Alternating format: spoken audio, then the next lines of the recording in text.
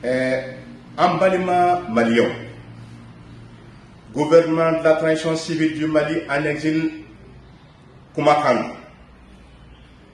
Komimbe Senabi, Nanya me Radio Soula, Dania Bemunuka, et Amadou Gomola, Kafoko Mali colonel ou Kelme Kamali sur la sous d'État, ou Blakata Burkina Faso. Uma Blakata Burkina Faso de Menikama, mais ou Blakata Pokata et Ibrahim Traoreka et Fanga la Canali de Kama. Burkina be chama de Willembe Kafo ou te Fanga ni fait. Anka sur la sous ko, ou beta et Ibrahim Traoré demain, ka Burkina be ou Karaba ou ka son Fanga ima. Et où est sur la sous Blakata, ou Moussra Mogola.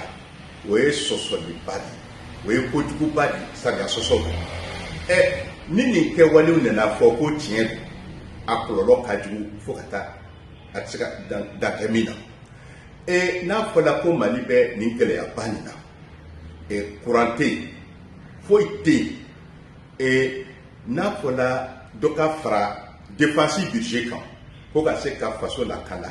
Encore au truc kato o na folota. Tako daji mercenaire la ani sorasu ka dépasse la coupe la cola mais de façon d'embêter bien et ça y a soso do façon de un ticket do ou machie façon de un kuna il faut que en kabuni ka fo kuna na mo ma se ka kuma mais ande akuma ka fo ama jena e bi ama jena e shini ni ko fora na fora ni akala tiedi parce que jusqu'à présent gouvernement maouli ka fo ko kuma mi fola ko tiete.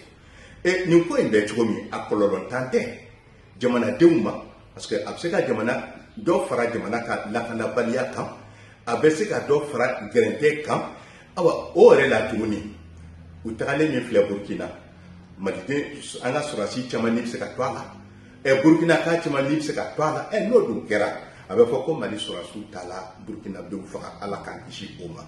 Au cas de Mekaboy. Banimake chamando be kamali deme mali tala di deme ankana nyon ankono du nyona olutna ni lake olutna la son kamali deme parce que ou ni songo de ta kana do mali la olutna son ou ni songo ta kana di mali mo ka sura su ko ke tlo fe o atene ka boy akololo ka bon droit international de la parce que côté djena et tout dans cadre droit international la abseka ke na ko bangela Nations Unies se kandidat ta ka bi malika. C'est pourquoi en bas yini anga surasi munube ou kasi immédiatement balawre bou la malikono minte ni manamana konuye et uta kunte surasu ka kote ka gentil demain et même il faut malien en cas de ben fait et transition à bana en cas kasigi et ordre constitutionnel la même c'est ka mali bonola anya dira ka fo Dégoûté c'est qu'à banque surasi n'unto ankuna. Ambeto de saraka n'a mani allé dégoûto kun kuto fangala. Mais amanka dégoûté kun ou bolé fangala fanga tiembleu. Ni kololom ya so en renovala. C'est pourquoi en kawuli kanjo ni fanga dugun kabo andala. Mitna hereshi la se malima.